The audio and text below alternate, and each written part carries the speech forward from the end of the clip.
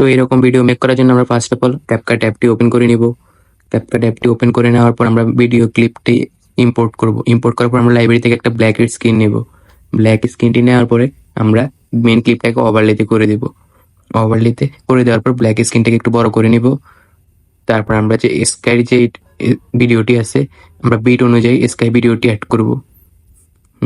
যে বিট আমরা মিউজিকের বিটের সাথে স্কাই ভিডিওটা অ্যাড করলাম। অ্যাড করার পরে আমরা এবার মেন ক্লিপে যাব। মেন ক্লিপটাকে সিলেক্ট করে অপাসিটিটা কমা দেব।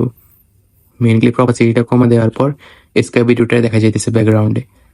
তা আমরা যতটুকু মিউজিক ততটুকু কাট করে নিব স্কাই ভিডিওটি।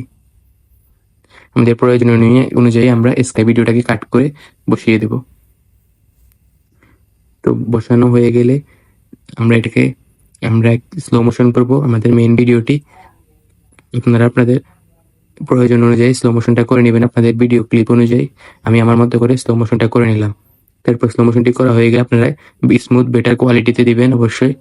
বেটার কোয়ালিটিতে দেওয়া হয়ে গেলে তারপর আপনাদের স্লো মোশনটা খুব ভালো হবে।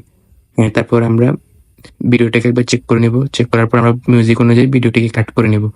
কাট করে নেওয়ার পর আমরা এখানে বিট অনুযায়ী মিউজিকের একটা কাট করব।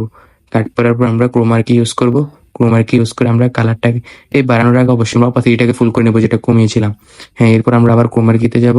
তারপর কালারটাকে সিলেক্ট করে ইনস্টেন্সিটিটা প্রয়োজন অনুযায়ী বাড়িয়ে এবং শ্যাডোটা প্রয়োজনে বাড়িয়ে কমিয়ে দেখে অ্যাডজাস্ট করে নেব। অ্যাডজাস্ট করে নেওয়ার পরে আমরা অ্যাডজাস্টে যাব। কালার গ্রেড করার জন্য কন্ট্রাস্টটা একটু বাড়িয়ে দেব, স্যাচুরেশনটা হালকা একটু বাড়াবো এবং শার্পনেসটা একটু বাড়িয়ে দেবো। তারপর আমরা গ্রাফে যাব। গ্রাফে গিয়ে হোয়াইটটাকে একটু ডাউন করে দেবো, তাহলে ভিডিওতে একটু শ্যাডো ক্রিয়েট হবে। হোয়াইটটাকে ডাউন করে দেওয়ার পর এরপর হাইলাইটটাকে একটু কমায় দেবো। তো এখানে আমাদের কালার গ্রেডিং এর কাজ মোটামুটি শেষ। তারপর টিক দিয়ে দেবো। সো এখন রেজাল্টটা দেখতে পাইতেছো কত সুন্দর হয়েছে এবং রিয়েলিস্টিক লাগতেছে।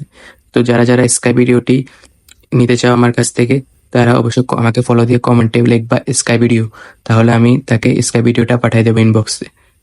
থ্যাংক ইউ ভিডিওটা এতক্ষণ পর্যন্ত দেখার জন্য। তো আজকের জন্য এতটুকুই। টাটা, দেখা হবে নতুন কোনো ভিডিওতে।